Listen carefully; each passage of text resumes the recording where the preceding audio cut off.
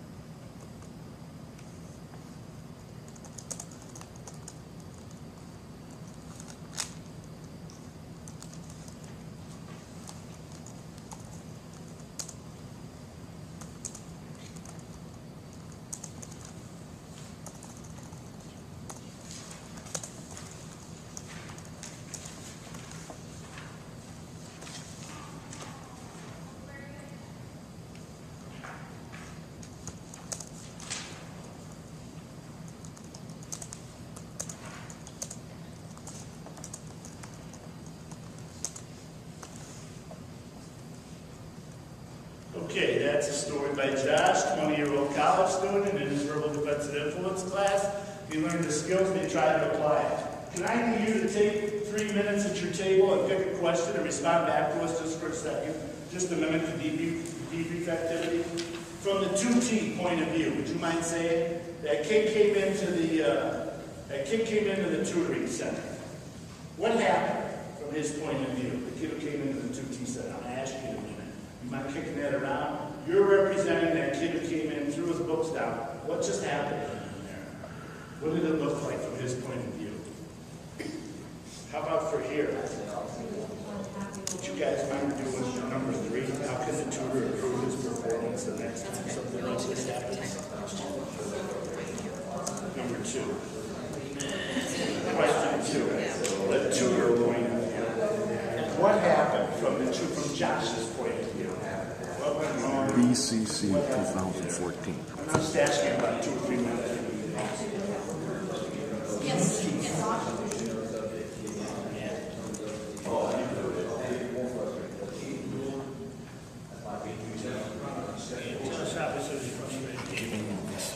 What? I'm going to ask you at the end, what can the tutor do right now to improve upon his performance from the learning experience? He said he needs to go find that kid, he needs to sell it, he needs to communicate concerns. I'm going to get this right for you. Do you remember that? Yeah. I'm going to ask you. Good. Thank you for reminding me what it is I'm going. It was about communicating. I didn't study. I'm not ready. It's communicating concerns. He said he needs to go find that kid and take it through. Yeah. Got it.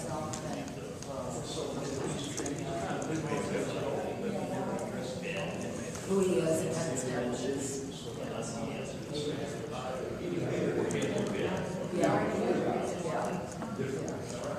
And he could have asked since he got upset. But that wasn't what he started.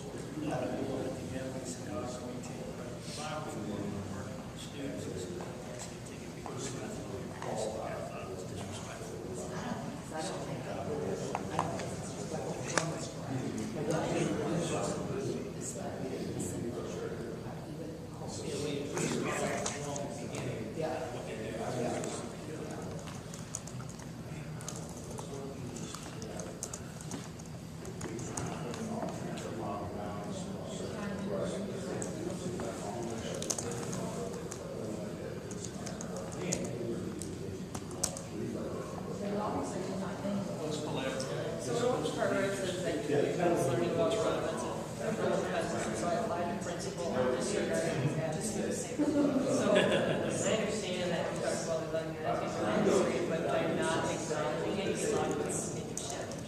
That's something that should be all right.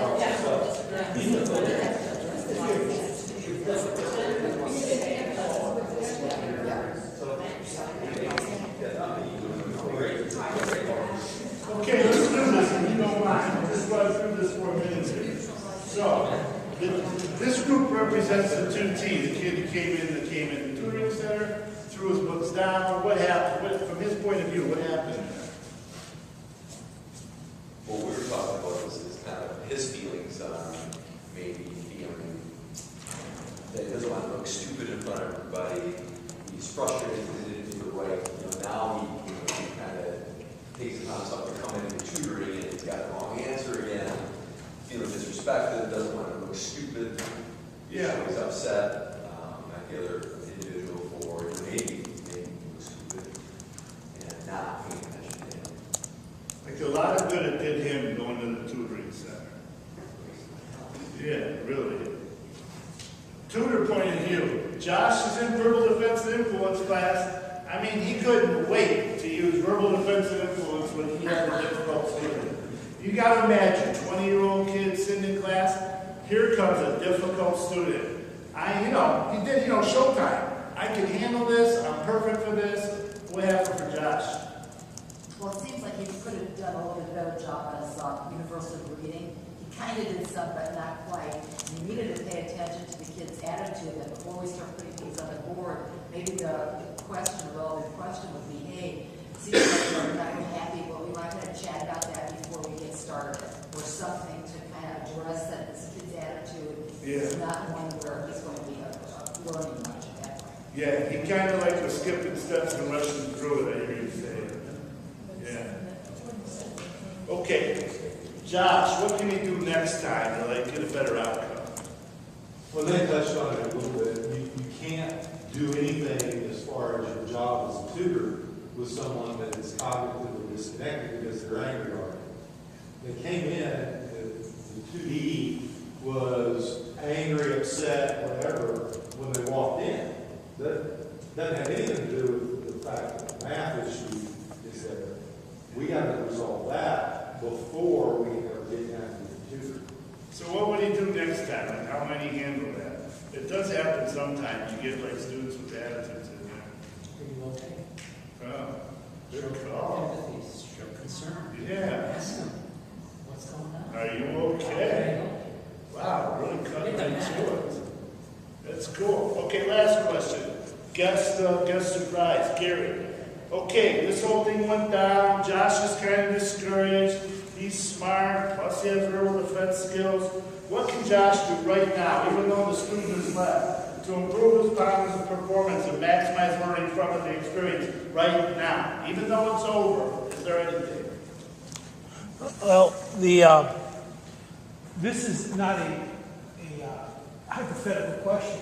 This is a question John's asking me because he's struggling.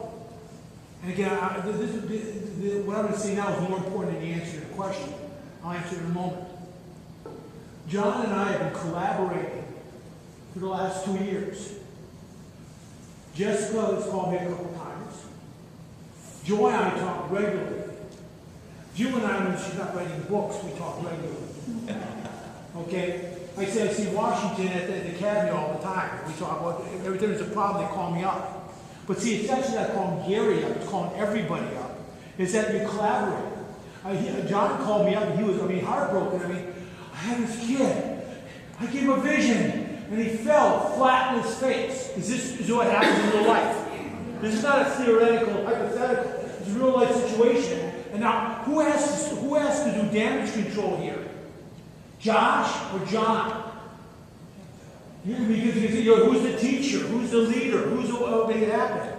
And so he said, what can I do? And I said, what you always do when you stumble and fall. You go find the kid and do a do-over. So you should talk to Josh about it, and you have to help him get, so he understands what he needs to do and prepare a plan, an action plan, and then go and find the kid. Well, as I understand it, we never found the kid. this kid now. But more importantly than this, it's about collaboration. See, we talk so much shit sometimes that we're supposed to go, we take purpose of cooperation and collaboration. Well, we never talk to each other. What good is it? Now, the good news is we have the blogs and stuff, and I'm working on getting a news line so we actually kind of like, we just all talk to each other as instructors, what do they call those things? It's not, it's like a discussion board, like a discussion board. We can talk there to make it easier. But the phone call is just an email, a text message. I even don't email you back after a text message now. I won't answer your text, well, I'll answer back. But the issue is we have to do that. But the whole point is, this is what it's all about. This is what collaboration is all about. Now, how to help that kid who has stumbled and fallen, but also there's a student who also has been suffering. Now, we may never find them, but we make sure it doesn't happen again. So the answer is what I told him to do. Very simple. You got to arm him and send him back out and find that kid and do a do-over. Little rewind. Last time didn't work so well. What can we do this time? Is that what life's about? It's not perfection. It's about fixing some of the kids. And again, but the magic here was not the kid failing, Josh failing, John realized it failed, but we did something about it together. We brainstormed. And again, I don't have everything in my head. You don't have everything in your head. And every time when we get together, I learn from John. But why is it that John and I are working on this so much? Because we're collaborating. Joe and Joe, a bunch of your PowerPoints you see now, because Joe actually redid them for us. Okay? He did a great job. A bunch of stuff you see from Gerald D. from England. We're collaborating, we're doing something. But it just doesn't happen. I don't have to be the center of the universe. All of you do it when you do something together, share with everybody. Because that's how we're going to learn and grow. So I'm sorry for the 10-minute answer to my question. That's a good. We certainly help on this sort of all for it. Sometimes words don't work. My hope is that in the civilian world, that, for instance, you're talking about the student you had, that they understand that, you can do everything right and debrief and figure out, you know what? There was nothing else I could have done because some people just don't want it. Just like some people they want to go to jail for whatever reason. Some people just, that kid might have, this kid could have done everything that we're talking about, and that kid still turn around and walk out. So debrief, but don't beat yourself to death because sometimes it's just not going to work. Right. Sometimes take appropriate action does mean it's over now. I'm coming with me. Try to get that do-over, maybe, Yeah. but understanding that, I did everything that I could do under those circumstances at that time to make this work. I'm saying these are out there all over. Like when I heard her talk to Roberto, and I got a copy of it, I asked him to do it again. Do you remember from the first day? Woman walks in, it's already past visiting hours at the hospital. She wants to go into the terminal ward or whatever it is. Roberto's about to get off in 5 minutes. Visiting hours were over 2 hours ago. He's like, I'm sorry, She said, look on your computer. Look, I'm sorry, are you a family member? No, okay, then we have our rules. So finally, the last computer sees her name and says, oh, I apologize. That's where I cut you off. Like you kept going and then you were explaining how you handled it. But for my students, I would have stopped it. I apologize and turned it into another one of Josh's tutorings. What happened from that woman's point of view? What happened from Roberto's point of view? What should Roberto have done differently? I don't want to give my students all the way to the end. So I'm just saying the exercises, they're out there. I get them from, whenever I hear them in class. And then we break them down for learning. Yeah, Gary? But I agree totally. That's the beauty of our system, is that our system always works. Sometimes the words don't work. And that's okay. Once we get there, the fact that I tried it didn't work, I move on. No guilt, no nothing, I move on. But the issue is how we do it is sometimes more important than what we do. And again, we said, in terms of this, it's what's in it for you. And if you take nothing from this program, take that from it. I want to look good no matter where this ends up. Now, if he would have found that kid and the kid would have told him to go to hell, would he have done everything? Would he have looked good? Because I tried to make this right. You know, and when he did it the second time, he would have choreographed a little better his response, so that he would have done a better job of doing it. So it's by the numbers, we would have done it that way. But because he did come back and look for him, we say communicate concern. That's where we want to go with this. Is that, you know? But again, absolutely, it all, you know, things always fail. The words can fail, but we're going to take appropriate action. Then I tried, I moved on. But see, in this case, and what's the important thing is the process. Is Josh better now than he was, no matter where this would have ended up? Because he's got better skills now, and where you learn best? From being bloodied.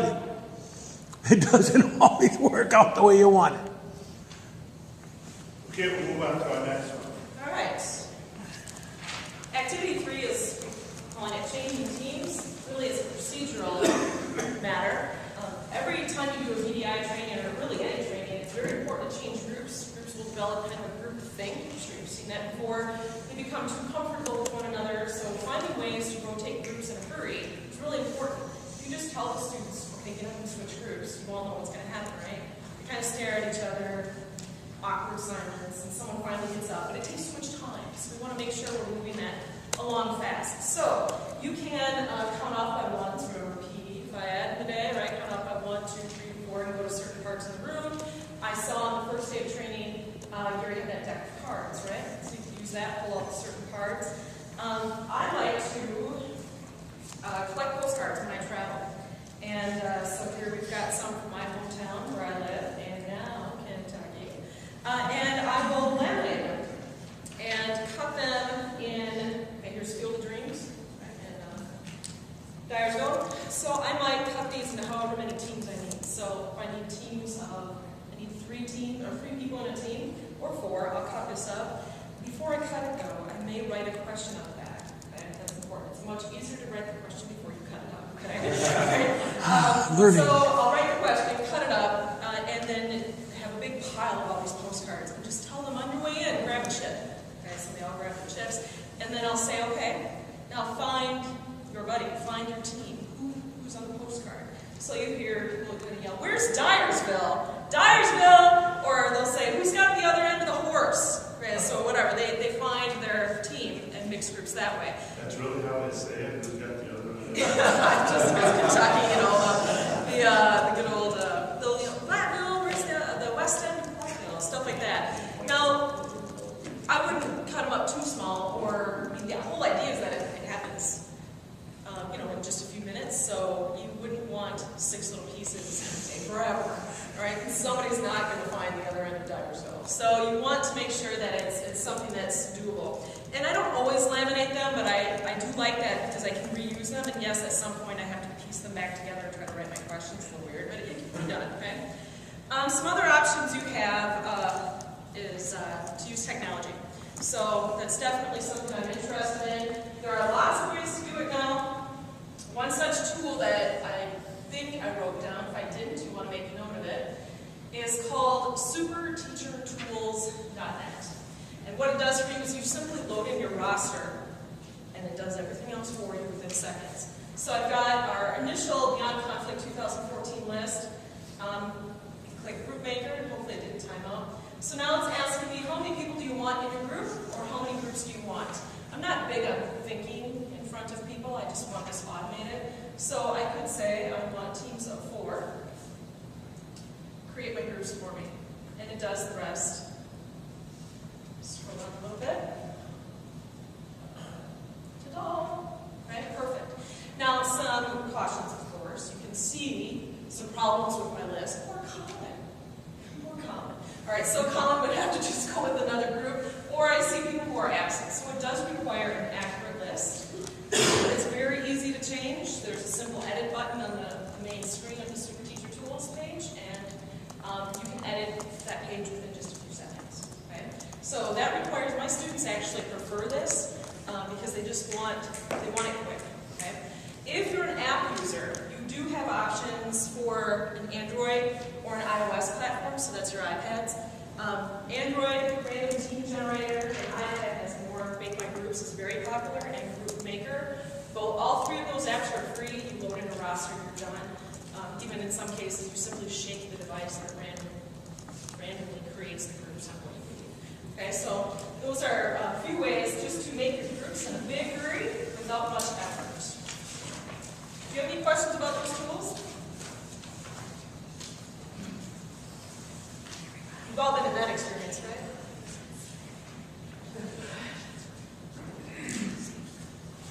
All right, so if you have no questions, I think we're ready for the next one, okay? All right, Post-it notes. Colin talked about formative feedback, the importance of knowing where your students are at before they get to the end. Excuse me. My earlier teaching years, I remembered, and I only made the mistake a few times, where I would plow through a unit or a lesson thinking they've all got it, come by all, right? And I get to the end, and the scores come back, C's, D's, and F's, and I'm crushed, right? Well, in my younger years, I didn't do any kind of formative assessment along the way to check for understanding, okay? So this is one tool that's very easy to do. It's just simply on the way out the door before a break, excuse me, or in groups, wherever it's convenient, have them write something to you on a Post-it note. And in my class, I often have them just stick it on the door on the way out. And these are good Post-it note for this. If you're interested in this, that file, I will email it to you. If you contact me via email, I'll send you the file to make those cards. So today's question, everybody grab a Post-it note. Excuse me. Does anyone not have one? Or access to one?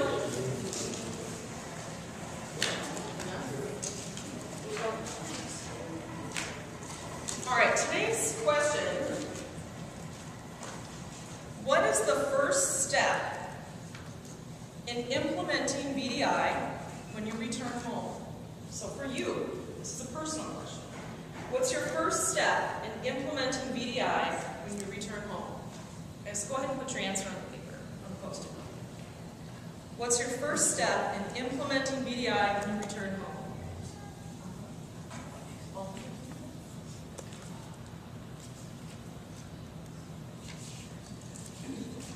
There's no right or wrong answer on this particular one.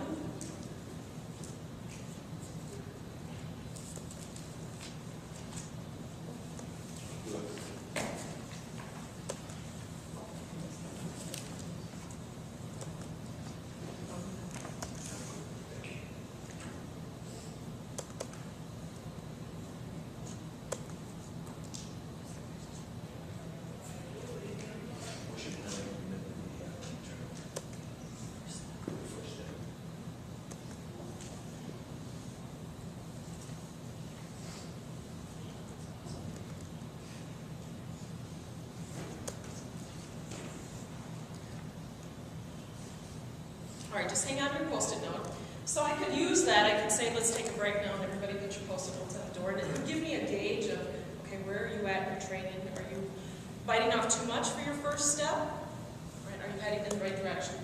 Why don't you put your name on that? We'll email it back to you in a few weeks. Let me check it. Hang on to it for now, though. Yeah. And now, well, never mind. I don't want to say that piece. Okay, so you can ask all sorts of questions. I've had students retell me things. We just discussed some important concept in class, say deflectors. We just talked about deflectors, and on the way out the door, why don't you guys write me down, write on a Post-it note, explain to me what are deflectors? And you'd be surprised. You're going to get some back that they're not right, they're not off, but they gave you the old head nod, right? So it's very important that you consider something simple like that. If you're interested in studying a little bit about technology, you could explore a tool called VoiceThread. It is not on your handout. You may want to write that down. It's voicethread.com. VoiceThread, what is it? Voice, like voicethread.com. Thread, like needle and thread. VoiceThread allows you to create prompts, and students respond with audio or video. So it's kind of like when Gary had us uploading video yesterday or the other day. However, this is embedded more like a kind of a journal. So I'll give you a sample here. So my question is, why use deflectors? And so I can simply hit play. VoiceThread slide, you are writing a deflector. So have someone interrupt you with a verbal bar, insult, something like that, and you respond back to them in a non-escalatory way using the tactics you learned in verbal defense.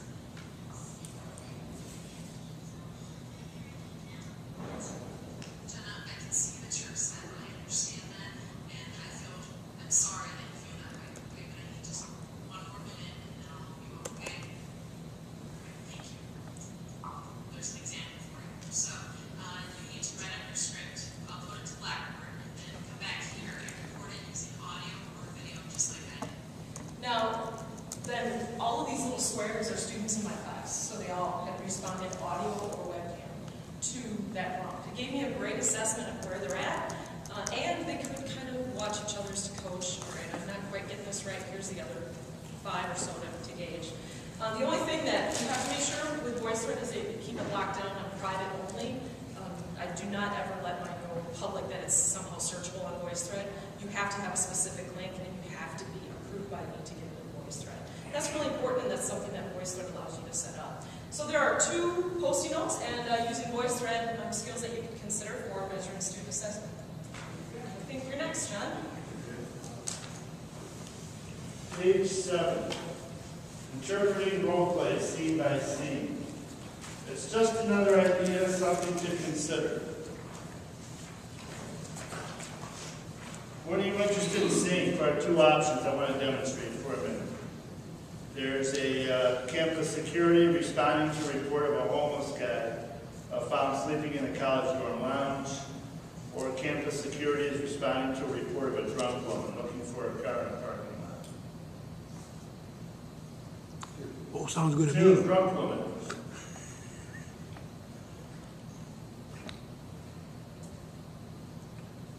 I got the idea from a colleague who does safety and security.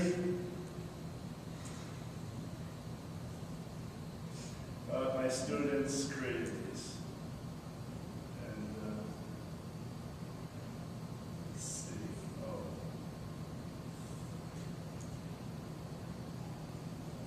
We said the drunk woman.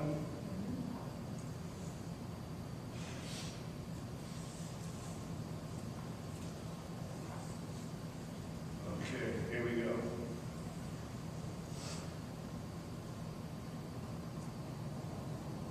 Let's see if it plays. Okay, it's not playing. Can you click the second one, select the program to open? If it involves like 5 minutes, I'll skip it, but if you think it's a quick fix. I'm not sure. I'll take a look. It needs to be told because you're using his laptop, Yeah. and it's using the same Windows media player probably. Open? Yeah. And then it said, click the other select program from the list. And we'll just see if something easily appears.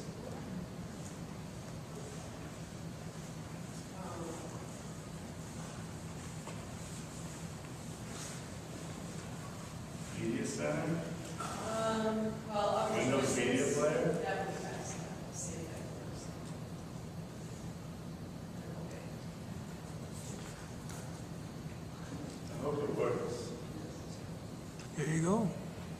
All right. What do I say to this one? Do you Play want it? to- Yes. No. For whatever reason, he's missing the right software. That's how we get rewarded for you helping me here. Okay. I can make lemons out of that. Okay, let me explain this one, and unfortunately I can't show it to you. What this is, what this activity is that instead of, when my students create scenarios, they type them out, they turn in their scripts. It's helpful for later on. I would have typed yours out, and then that's what we would have used for the debrief, like we do with Josh's, we would have used yours. So they type out their scripts. For the drunk woman in the parking lot, so a college student called campus security. He was just approached by a woman asking for directions. She appeared to be really drunk, and she was just walking into the parking lot by such and such store. So then the camera, then when we do this script, we just put the camera on the woman. We don't see the other person. The audience is the other person. And she'll be like stumbling. She can't get the key in the door. Oh yeah, I've had a couple. She accidentally drops her purse. It's just obvious she's under the influence. I'm okay. I can help this. You know, thanks for coming by. I'll be all right, really. I'll be all right. Camera stops. What do you say? And the students will say, well, you should say blah, blah, blah. They'll brainstorm amongst themselves. And then, you know, there's escalation options. Then she'll start to get a little bit of, you know, you'll say something, because we'll film about 4 different ways it might go. You know, then you'll say, well, look, why don't you let me call your kid, I'll get you a ride. One of my other three options will be you're not even a real cop. So then we play on her again. She's talking to the camera. We can't see you. You're not even a real cop, are you? Are you even security? Where's your badge? I don't even see it. Why don't you just get out of here and go find some kids to arrest for underage drinking in the dorm over there?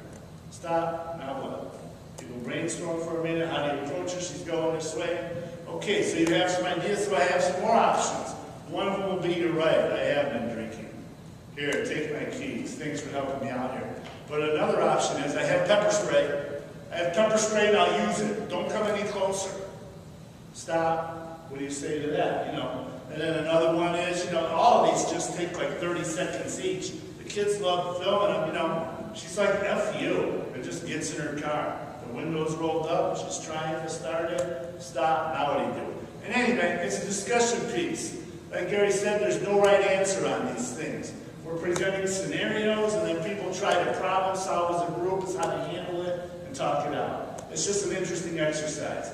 It's a lot of fun writing up the scripts. People come up with scripts related to whatever discipline they're in, and then you just break it down. You never see the VDI. You just see the person acting out. You know, you're VDI, you're the camera. So it's really interesting. So we had two. We have one with the drunk one in the parking lot, and we have one with the homeless guy sleeping on the couch in his dorm, you know, and the guy, the security wakes him up, and he's like, hey, what are you doing, man? Leave me alone. Hey, do you have any food? I'm really hungry. Do you have any food, man? Can you help me out? Can you give me a buck? Stop, what do you do? And maybe you say, yeah, sure, I can help you out, etc. Why don't you come with me? I'll get you some food. But I can't go, man. They're going to deliver my medicine here. Obviously, he's a mental guy. So you got your options. One of the options are going to be that homeless guy's going to pull out a knife. Hey, get back. I'm not going anywhere. Stop, what do you do? So anyway, you create your own scenarios for your own environment. Like ours is for a college. And it's fun to talk about, problem solve together. Hey, and guess what? Because I didn't have it, we're back on track. Okay. So if you, to piggyback off what John said, you may have people in your community that are willing to be actors for videos. My students were terrible at acting. I wouldn't show you any of their videos. It was not authentic at all. Although they enjoyed being hostile towards one another, it wasn't quite that time. Whereas you had access to pretty decent actors. Yeah, I did too. I did two sets. My students did one and actors did one. So as you can tell in my voice, my poor children end up being my actors and actresses for some of my scripts, and it's very hard to get little kids to be defiant if they're typically not. So that was another challenge. But you may want to consider leaning on some local community organizations. Even forensics teams in your local high school can help out that way. So even if your group like mine are not particularly great at acting, you probably have connections to people that are. And all of you really could email John, and I'm sure he would.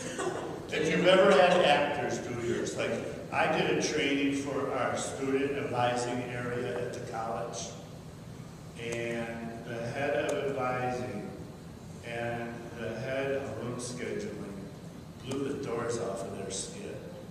And so I asked them later on, I mean, these are grown adults, they've never done any of this stuff, and when they did their skit, they blew the door. I said, how did you do that? Where did that come from? I do community theater, I took acting in college. I'm telling you, the difference in the delivery is unbelievable.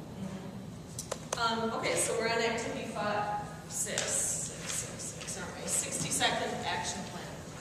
All right, so you already made one, you probably made a few before. Creating action plans is essential as VDI practitioners.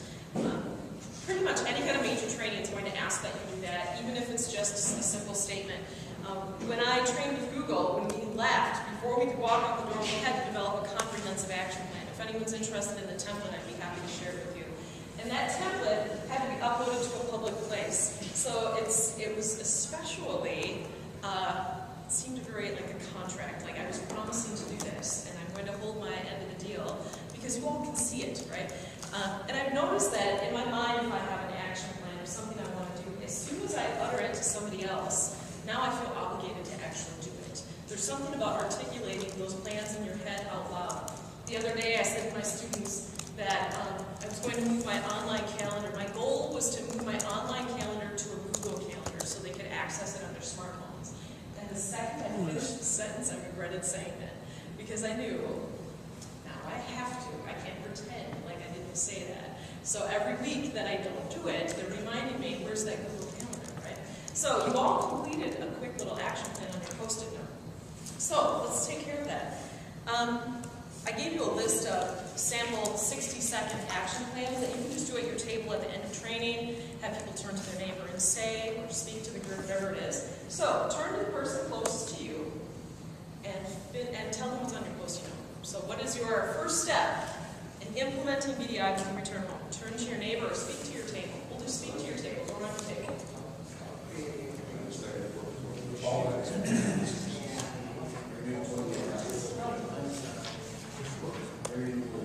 I need to summarize how things have changed in the games. Some of your department's communication policy. Action plan, prepare and practice the new materials that we need to. No, all of the maps, that's right away, and that would change. New Post-it. Yeah.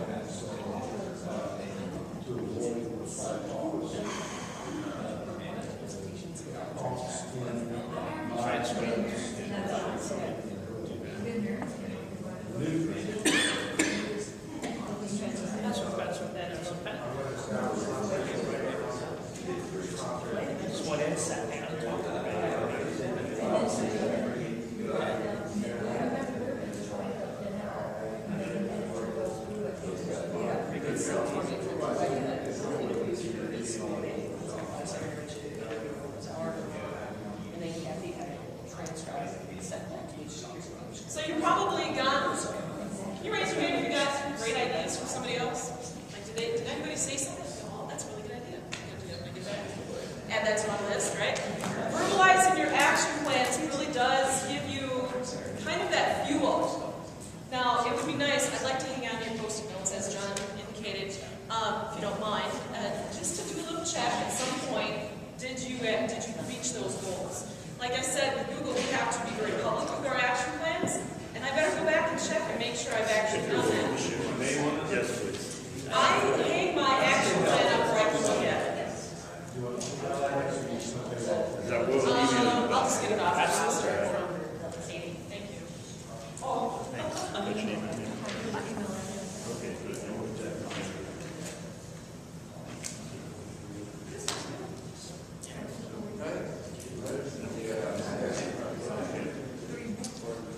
Ready for the next one? All right. So our last activity, kind of, is a big one. It is called the Idea Slam. The Idea Slam. When I go to tech trainings, we often do what's called a demo slam or an app slam. And the basic premise is that we go through and cover, say, one app per minute for 1 hour straight. So when we leave, you you are loaded with 60 different tools, apps, websites, whatever it is. And it becomes kind of an energizing, feel pretty powered when you're done. So we're going to run the same idea here, just not quite as fast. And even in us at my ed tech land, we often, when you get up, you share your idea and you say slam, and then the audience goes back, slam back, and it gets really weird, but fun. We don't necessarily have to be screaming slam here. So here's how the rundown is going to happen. We would split into groups. Oh, I suppose you're right. Probably would do that. Yeah. And then you would brainstorm in your groups. This is what you guys would be doing. Possible teach it in 10 ideas to share with your group, the group you're sitting in with right now. What are some teaching ideas that you've used or you maybe can brainstorm using? Oh, yeah. Okay. To teach to you when you get back. So let me rephrase that. In your group, generate some ideas of ways that you can teach a concept in 10 minutes. Either things that you have done, you all have, you're very intelligent people that have been teaching this already in some concept, or you have witnessed other people teach, right? And you could use some of their ideas, right? So we've got all these ideas floating in your head. We're going to share them. So according to my directions here, brainstorm and share possible ideas, okay, in your group. Choose one idea from your group to present it to the whole class. Each group will share one best practice with the entire class. And once that person shares their idea, that's when you can say slam. And the group back can say slam as well if you'd like. So we should switch groups though. Let's count by threes. Okay, go. 1, 2, 3. 1, 3, 2, 3. 1, 2. 3. Right, threes. Twos, ones. Who's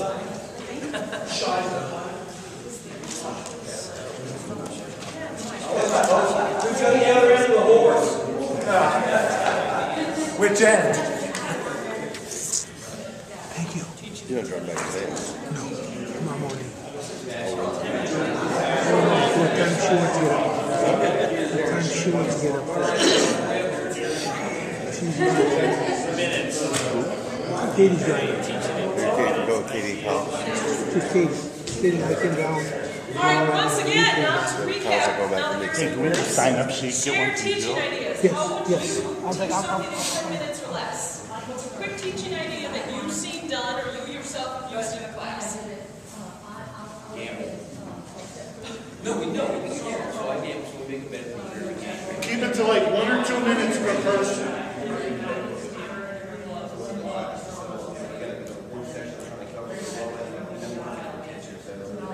Take a video on a subject.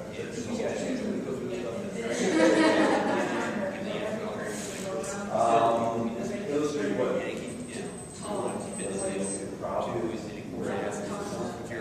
I'm sure you can do whatever.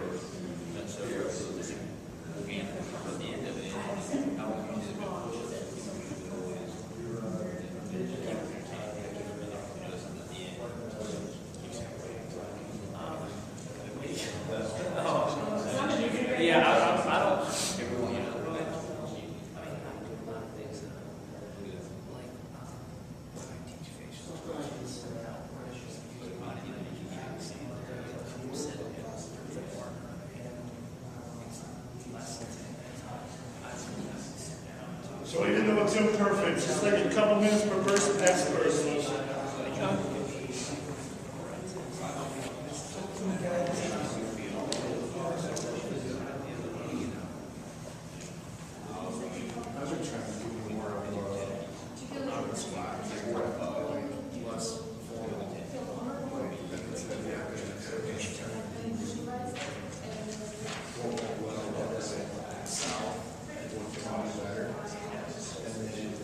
After a while,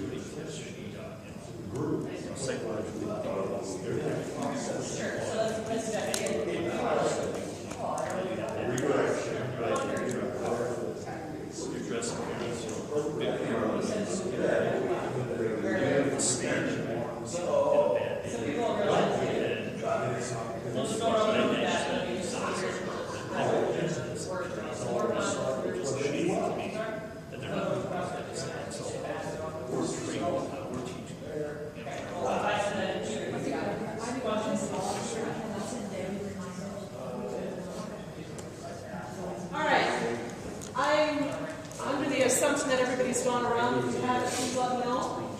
So we were going to share one idea, but we heard so many great ideas. I think we're going to say each group is going to share 2 ideas. So decide who's going to share their ideas, please.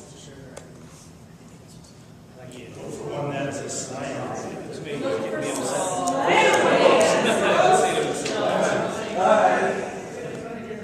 All right. Now, as the participants, you might want to grab a scrap sheet of paper. Slam. Because they're probably going to give you some idea that you think is just awesome, but you know what happens. If you don't write it down, you're going to get home and say, what was that? Jill shared that. I don't know what that was. I've long since forgotten. So grab something to write with. They're probably going to give you some great tips that you want to write down. Now, additionally, Jessica, on this same page, page 9, this exercise, you see at the bottom there, please go to vistelarstories.com to submit a blog entry. You can do a short video of yourself telling your idea. You can just type it up in 5 minutes. Go on, put it up on the blog. I would just encourage us, because I feel like we are Vistelar. I mean, we are Vistelar. So I would just like to encourage you. You have the stories, you shared the stories. Take a minute sometime this week and drop it on the blog. All you do is go to vistelarstories.com, and then we'll have 20 ideas of teach it in 10 tips from real life, from real instructors. Okay, thank you. Great. Okay, so, Jill, you have a story to share, right? One was the one best example. Well, each table is going to do 2 best examples, right? Now, after Jill says her story, her teaching idea, okay, she's going to say slam, Jill, right? come on up here. Oh, now, as good audience members are, we're going to say back to her, what? Slam. All right, thank you for your information.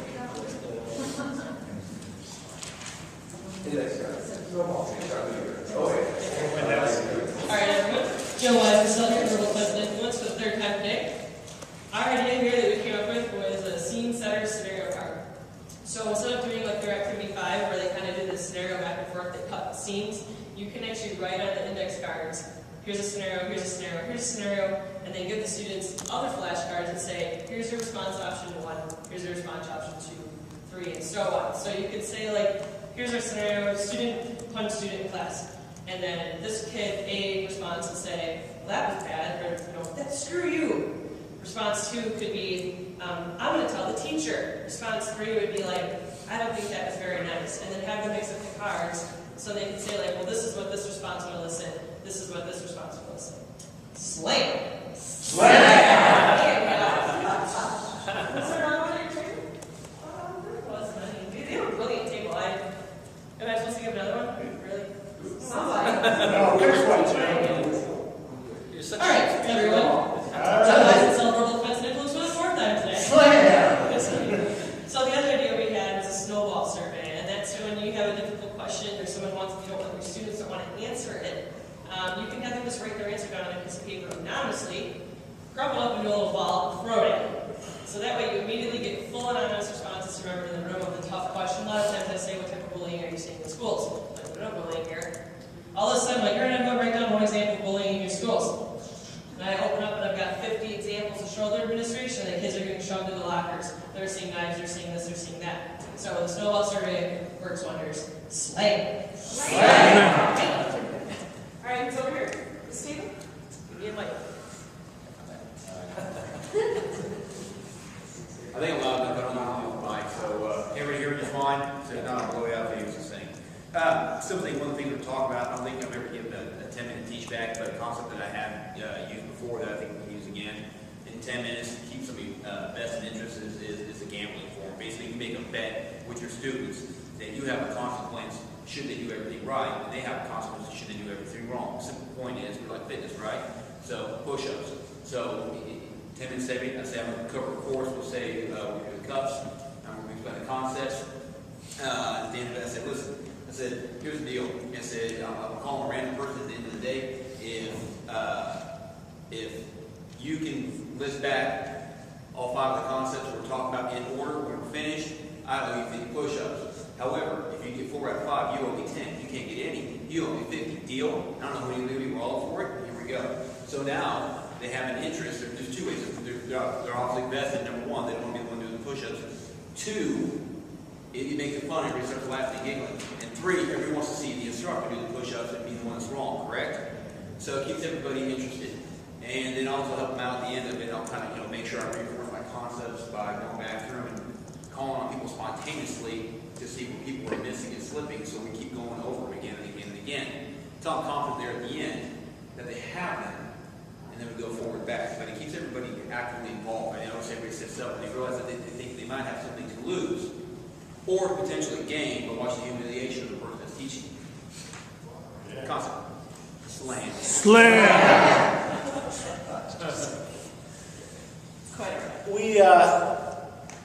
I'm lucky enough I teach at Defiance College as an adjunct instructor. It's a small Division III school in Northwest Ohio, about 1,200 students, and about $28,000 a year, so it's a lot of money. Half of them asses don't show up every day reading the chapter that you've assigned for them. And you know that. Any instructor knows that. So what I did, and I remember this from when I was in high school, way back, we'd take there's the card concept, but it would just be the face cards. And we would take them and just randomly pass them out. And you would have to go sit with all the spades. So all the spades would get together in a group. The chapter would be broken down into 4 different subjects. And you would have to talk about whatever subject you were assigned as the spades. And then when you did that for about 10 minutes, you would break it up and go sit with, if you had the king, the other kings. And then you would teach them what you learned as your quarter. So you get a quarter from you, a quarter from the diamond, a quarter from the heart, a quarter from the club. So you learn everything that way. That way, half your work is done.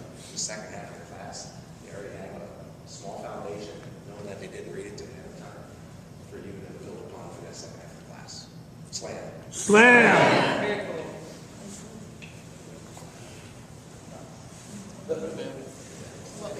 Yeah, thanks. I don't even think we need that. Our table, is that, our table, this gentleman right here is starting to work with, caseworkers, or is that what, caseworkers? Social workers, and he noticed that they don't know how to keep safe, and they don't really know too much about a whole lot of things, so what he developed was, the daily tips, and so what he does each day is he sends out to each of these ladies or people, the daily reminder, the daily tip of the day. And so he makes that his activity that they all receive once a day, or how often he sends them out. Slam! Slam! And I'm going to tell you about mine because I did it this year and I was validated by Ben, which is nice. I'm from 12-step and we do group meetings. So say if I'm the mediator or the topic leader and you're trained somewhat, and you cannot be trained because a lot of people will come into AA, hadn't even stopped drinking yet, so they're quiet, of course, but I bring out the topic, we all sit, we're all equal, we make a circle or whatever, I sit in the same circle, and the leader, and you can change leaders as you develop more skills, and I bring the topic, and then I'm the timekeeper, and we go around and everyone gets to talk, no cross talk, it's not a discussion, you just talk about whatever the topic is, you get your minute to be heard, and we get our minute to be beyond listening, to listen to you, and that the most people, we had 18 people get to talk 3 or 4 times in the class. Slam. All Slam. right, your turn. So I'm done. You can give me a thumbs up. Just go. That was great. Yeah. It goes back to Gary's earlier comment that we really do learn from each other. Do you want to briefly talk about the others? Sure, you see on the following 2 pages, there's 9 additional teach and 10 activities. And you can just read through them at your leisure and pick out some more ideas. They didn't need much explanation, but they're explained there on those 2 pages. Another book that you might want to check out, it's from the human resources area, but it's a very good book to take a look at. The 10-Minute Trainer, 150 Ways to Teach Quick and Make It Stick by Sharon Coleman. Many of our ideas weren't in there, but it nevertheless is a nice book. If you just need some quick ideas, it's not written for like an elementary or high school teacher. It's really written for trainers. It's not an education book, so you probably will find a lot of value in that as well. Last piece, right? Last week, just except to say that, Joe. No, you cut you off on your last piece. I could have totally waited. No, it's okay. I just wanted to make a comment about how you met Initial 50 times year number 2. And you have on there, started training day with learners on your questions, such as let's begin by brainstorming 3 things already on one topic. Yeah. And I just wanted to throw out here to the group that I very often start my presentations with that, because I want to associate conferences where we're competing against other things, all these breakouts, right? And national conference, there's 10 places that you go, and I have 50 people, and I go, some of you know bystander intervention, what drew you to this topic? Why did you want to be here? And I use that, I get very anxious before I present, so I use that 10 minutes, like all this information about your school or your institution, that I know, and I can target that presentation better. So I just thought it was I think it's a great idea for your application, and I just wanted to throw out there that it's been very successful for me, presenting as well, especially being anxious like I do, you can really hone in on your audience that way. Thank you. And the only thing I wanted to add was, I hope people, it does take a minute, but to get on that blog. Like even on the first day, when we did that first activity, you gave your talk to Berto, we broke up into our groups and we had the carcasses. I told Gary afterwards, like, where'd you find so many smart people? Like everyone had good ideas, when you talked to them. So I just hope you bring those good ideas to the blog. I know I participated in the blog, but I already knew my idea before I wrote it. I want to read the other guys' ideas. So I hope I see you on there.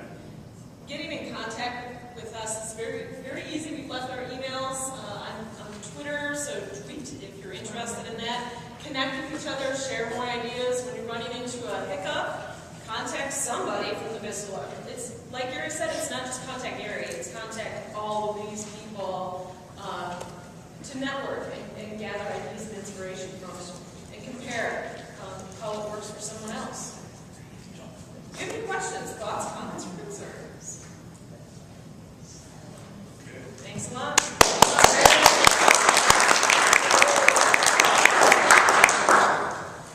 Does anybody else need this?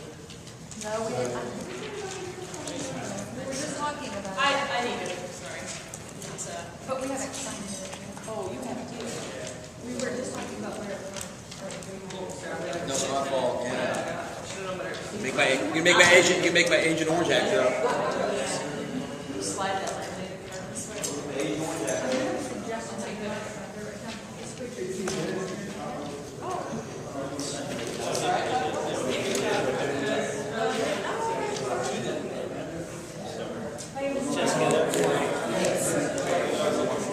We're back in here for the wrap-up? Yes.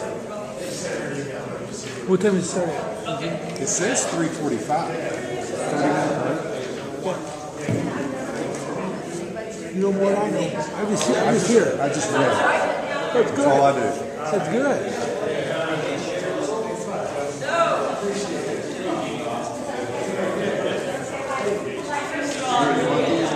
Yeah, just get yours. Thank you. Yes.